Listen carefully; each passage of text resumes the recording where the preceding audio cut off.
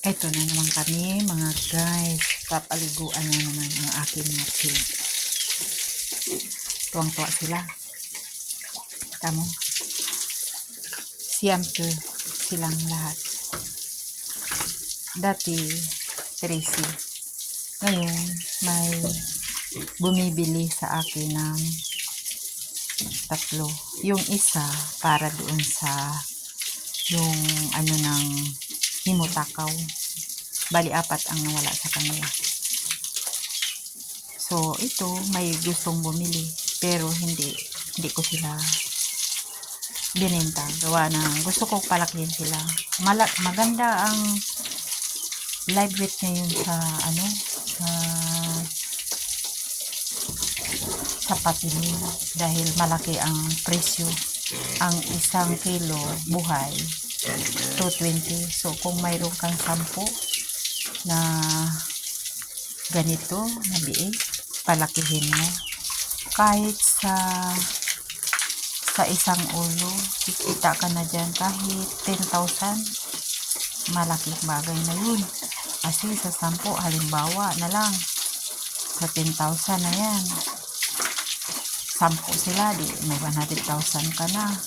Pero hindi pa yun dahil yung iba pag malaki talaga, maabot sila ng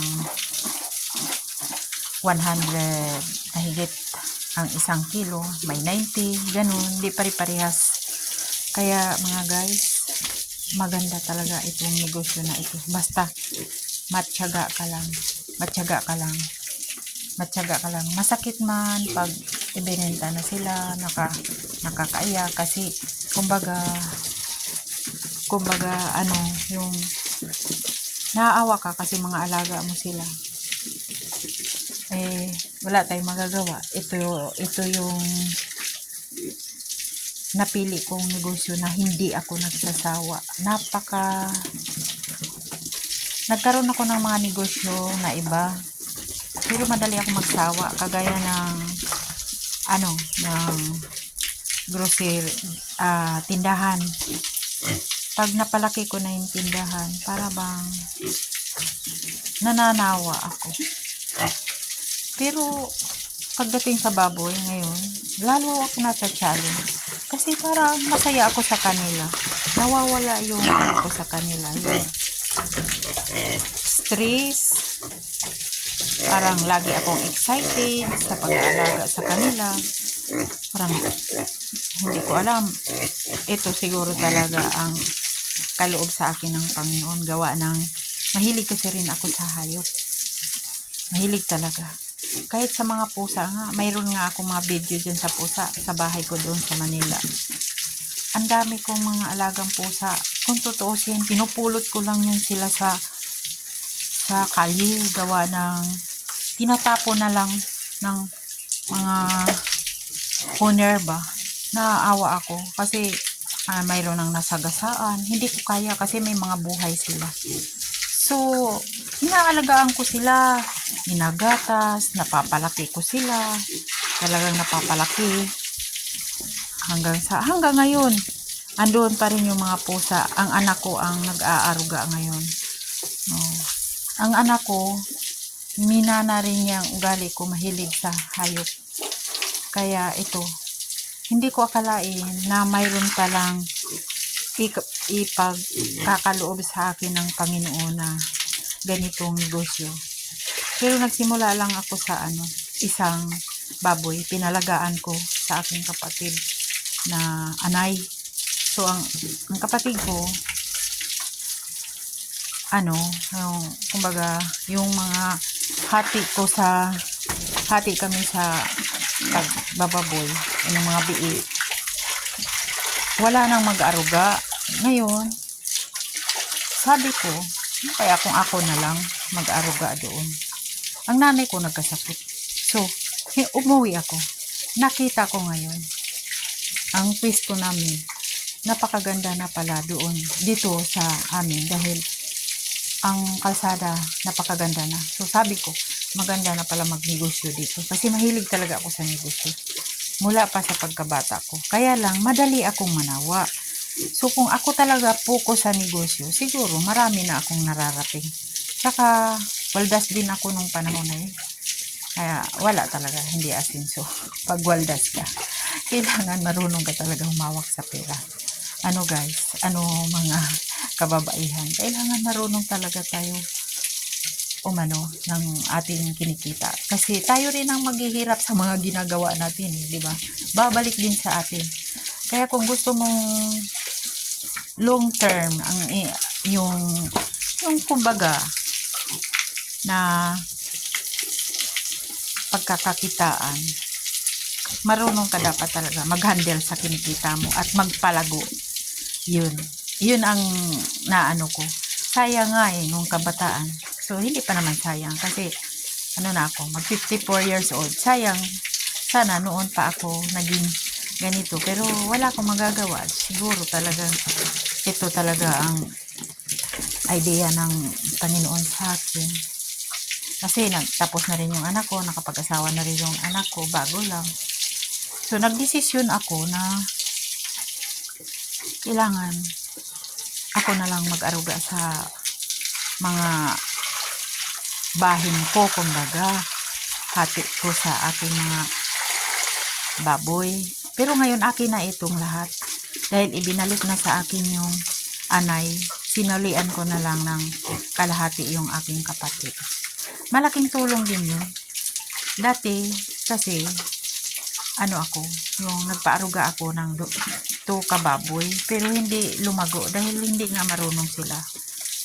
So, nung ako na, ito na, nakapagpagawa na ko na akala mo, nagsisimula pa lang ako kasi mahirap din yung maliit talaga ang income mo pagdating sa yung pangangailangan ba sa baboy. Kailangan matyaga ka rin.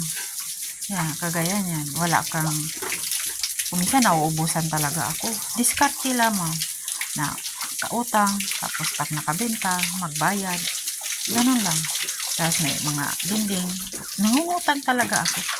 Kasi ang gusto ko, lumago ang mga pig ko. Awa ng Diyos, may 3 na akong inahin ngayon. Buntis na yung isa. Ngayon naman, maglalandi na yung 2.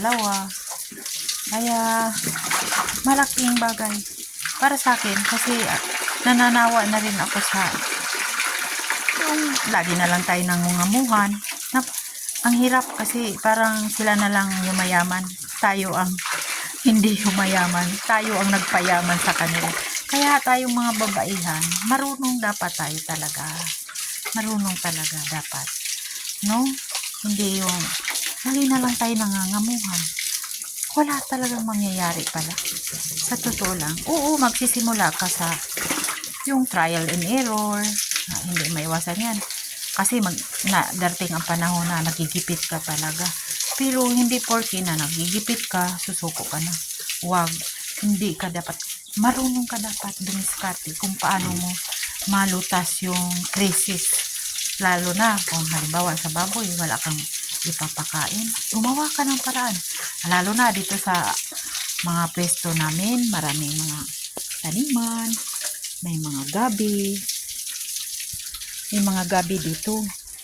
Alam mo, ginagawa ko sa mga inahin, mga bani, yung mga ng saging, ubod. Yun ang inaano ko. Tapos, yung mga baboy ko, mga inahin, yung inahin kong 3, napakagaling kumain ng bani, ng kangkong, napakagaling ng